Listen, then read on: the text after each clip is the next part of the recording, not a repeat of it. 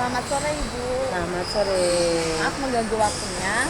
Perkenalkan saya Zeni Nimato Oya dari Prodi PJKR kelas 5A dari Universitas PGRI Semarang. Ini berhubung saya ada tugas wawancara mengenai kurikulum Merdeka. Apakah Ibu Yuli bersedia untuk saya wawancarai? Iya, iya. Sebelumnya boleh diperkenalkan dulu Ibu. Oh iya. Perkenalkan, nama saya Yuli Wulandari, sarjana pendidikan. Untuk alamat tinggal saya di Gebang Sari, Meranggen Demak, tetapi saya mengajar di SD Negeri Peleburan 03, tepatnya di Kecamatan Semarang Selatan, di Kota Semarang. Saya lulusan dari Universitas Negeri Semarang dan alhamdulillah saya juga sudah menjalani pendidikan profesi di bidang pendidikan jasmani. Oke, terima kasih Ibu. Sekarang saya boleh mulai wawancara Ibu. Boleh? Oke, yang pertama boleh tahu latar belakang pendidikan Ibu itu? Untuk latar pendidikan saya lulusan dari Universitas Negeri Semarang. Kebetulan saya masuk di kuliah tahun 2009 dan lulus di tahun 2013 dengan jurusan Pendidikan Jasmani, Kesehatan dan Rekreasi atau PJKR, sesuai dengan apa yang saya ajarkan saat ini. Saya sebagai guru mapel PJOK. Selanjutnya, apakah Ibu memiliki lisensi atau sertifikat khusus dalam bidang pengajaran tertentu? Terkait dengan lisensi, untuk lisensi pendidikan profesi, alhamdulillah saya sudah menempuh pendidikan profesi, jadi saya sudah tercatat sebagai guru berserdik. Kemudian untuk lisensi-lisensi yang lain terkait dengan keahlian di bidang, saya mempunyai beberapa lisensi yang memang saya geluti di bidang tersebut lebih mendalam, seperti itu. Apa aja Bu kalau boleh tahu itu? Terkait untuk lisensi dalam keahlian lain itu alhamdulillah saya sudah berlisensi sebagai instruktur aerobik. Kemudian yang kedua, saya sudah mempunyai lisensi sebagai wasit nasional di bidang tenis meja. Iya. Terus, apakah secara teratur mengikuti pelatihan atau workshop di bidang yang Ibu geluti itu? Terkait untuk workshop atau pelatihan, tentunya saya sering mengikuti pelatihan-pelatihan untuk menambah ilmu-ilmu yang pertama, kemudian untuk menambah pengalaman, kemudian untuk pelatihan-pelatihan workshop terkait dengan peningkatan saya sebagai pendidik. Saya rutin untuk mengikuti kegiatan tersebut di komunitas-komunitas pembelajar, seperti itu. Terima kasih. Lanjut ke pengajaran ya Ibu.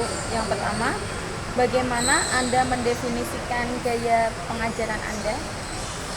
Terkait gaya pengajaran saya, jadi kebetulan saat ini saya mengajar di SD Negeri Peleburan 03 di anak-anak fase usia dini ya, yang masih masuk usia dini.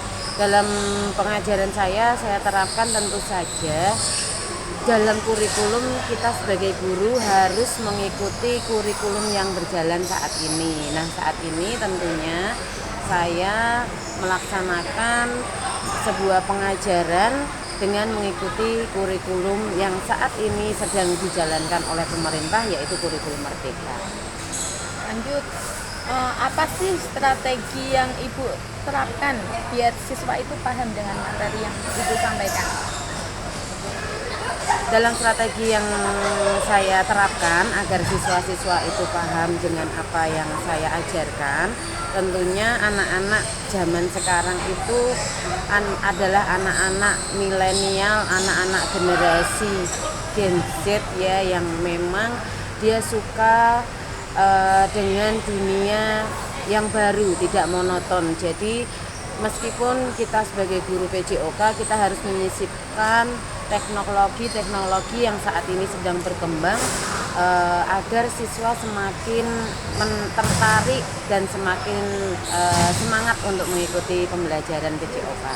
Selanjutnya, cara menyesuaikan pendekatan pengajaran. Kan setiap anak-anak itu gaya belajarnya berbeda itu Bu. Lah cara menyesuaikannya itu gimana?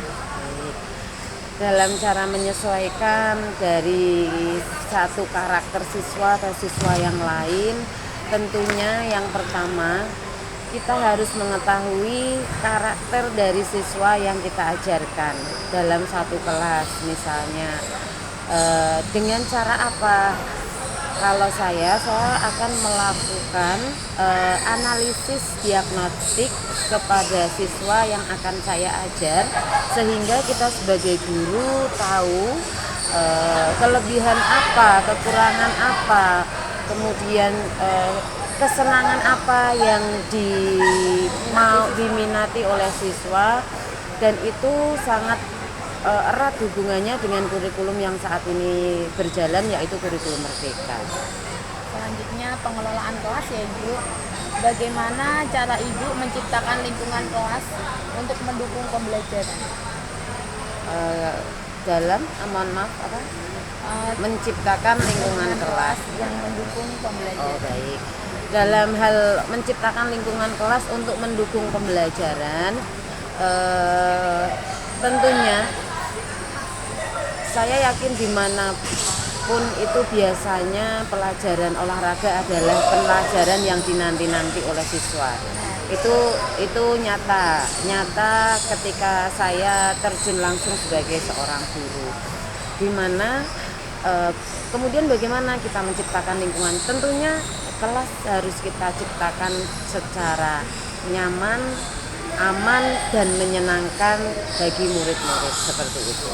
Selanjutnya, strategi Ibu untuk mengelola perilaku siswa yang tidak sesuai, yang susah diatur. Baik. Dalam strategi saya dalam pengelolaan perilaku siswa yang tidak sesuai, di sini harus kita garis bawahi ya, tidak sesuai itu sudah. Justru kita sebagai guru olahraga, ketika kita mendapati siswa kita yang perilakunya itu melebihi dari yang lain, spesial, itu biasanya justru anak tersebut biasanya, mohon maaf, terkadang ada anak yang di dalam akademiknya di luar olahraga dia, mohon maaf, ada kurang ya. Tetapi biasanya anak tersebut ketika di dalam pelajaran olahraga itu justru dia unggul, kebanyakan seperti itu. Nah, strategi apa yang saya lakukan? Kita tidak boleh mengejudge seorang anak ketika anak tersebut mungkin sudah di label atau dicap nakal atau maaf dalam tanda kutip mungkin kurang. Nah, justru di situ anak itu pasti mempunyai kelebihan yang bisa kita gali dalam bidang olahraga. Biasanya seperti itu. Lanjut ya Bu. Bagaimana perencanaan dan melaksanakan disiplin dalam kelas? Perencanaan dan pelaksanaan disiplin dalam kelas, baik. Kita garis bawahi di perencanaan dulu. Ketika kita masuk awal dalam mungkin tahun ajaran baru atau semester baru, tentunya kita sebagai seorang guru kita harus punya komitmen kelas.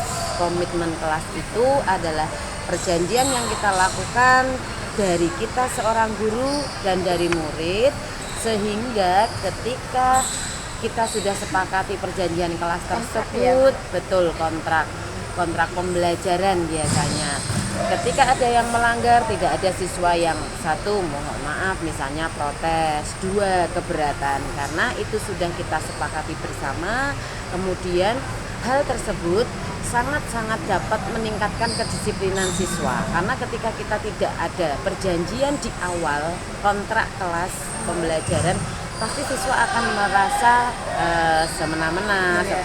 Kemudian ketika kita ada perjanjian kontrak kelas, siswa pasti akan lebih meningkatkan kedisiplinan karena mereka merasa sudah ada tanggung jawab yang harus dilakukan, seperti itu.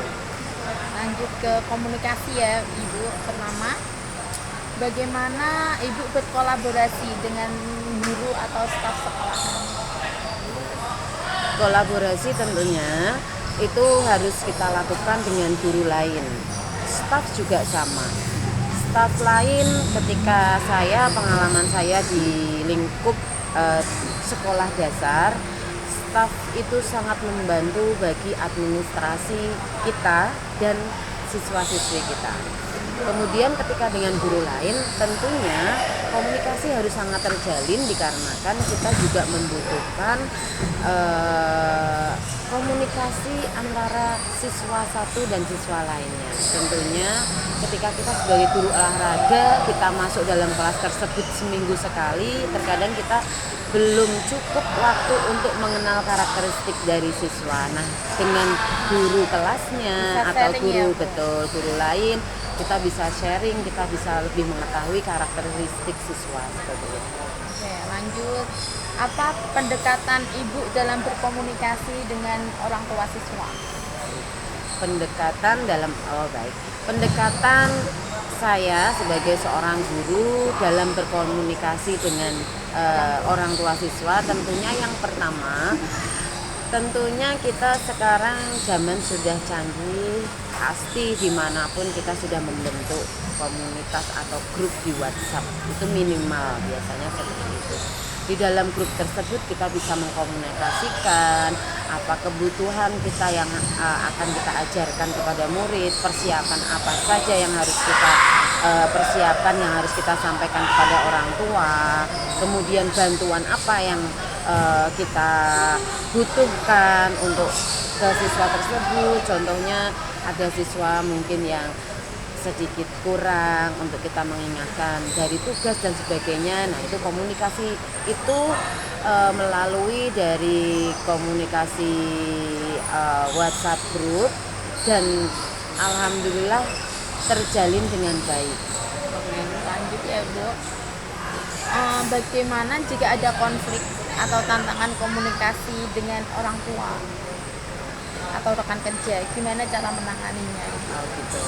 Menangani konflik. Kalau untuk menangani konflik dengan guru atau dengan orang tua siswa, tentunya satu dengan komunikasi yang baik. Ketika kita melakukan komunikasi yang baik, tentunya itu akan meminimalisir kesalahpahaman yang pertama.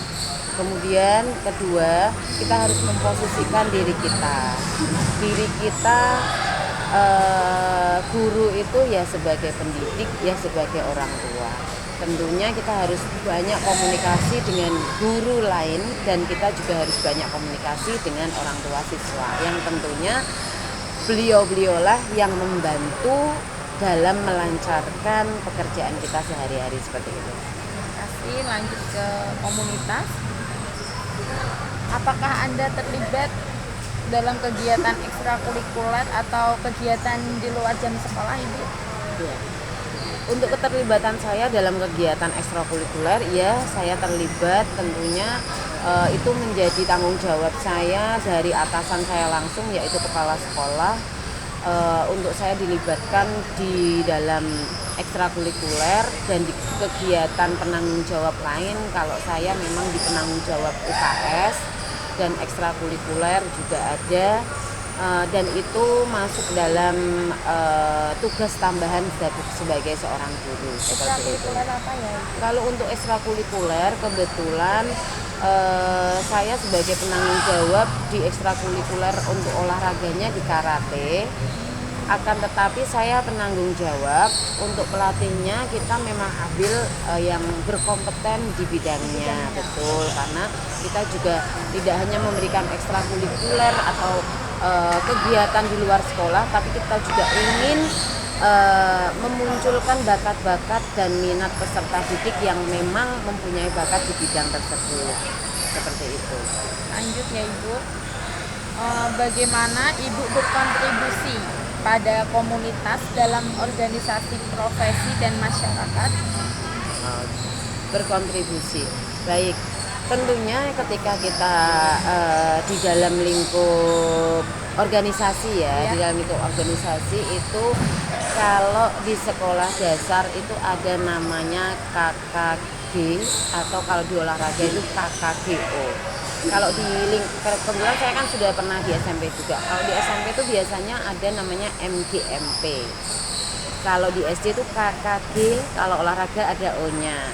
Kelompok kerja KKG, kelompok kerja guru, kelompok kerja guru olahraga. Nah, di situ di organisasi tersebut kita membahas banyak sekali apa-apa yang menjadi ilmu baru, menjadi pengalaman, kita berbagi, kita sharing, kemudian kesulitan apa yang kita dapati, kemudian sehingga kita mendapatkan solusi dari permasalahan tersebut seperti itu. Nah, kontribusi apa yang diberikan? Tentunya ketika kita mempunyai informasi baru, ilmu baru, kegiatan yang kita lakukan, itu kita bisa sharingkan ke teman-teman sehingga teman-teman yang belum tahu informasi menjadi tahu seperti itu ya.